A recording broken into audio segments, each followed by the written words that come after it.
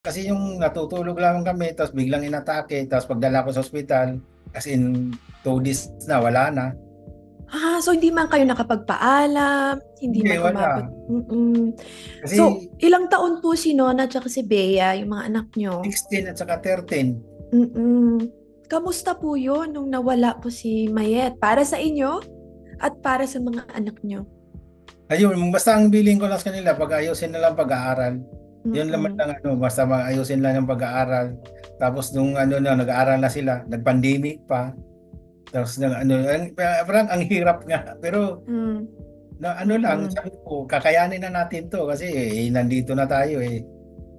At Mm-mm.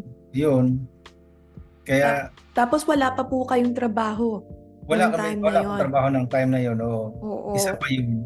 Kaya nung nag-apply ako, parang madali akong makapasok as driver. May Sa panahon po ba kayo para sa sarili nyo noon? O talagang all out na lang kayo nag-focus sa mga anak nyo? actually ano parang naano lang ako na parang ano mo yung minsan pagka may na-depress ka, 'di ba? Kasi yung ganyan, hindi mo alam kung ang iisipin mo. Ang ano ko kasi sa sarili ko, parang na-focus ko yung sarili ko doon sa pagdra-driving. Mm. Pagka uwi ko sa bahay, kakain lang ako, tutulog na. Minsan kulang, wala ka pang sarap pa sana matulog pero kailangan mong bumangon kasi may biyahe ka na. Mm.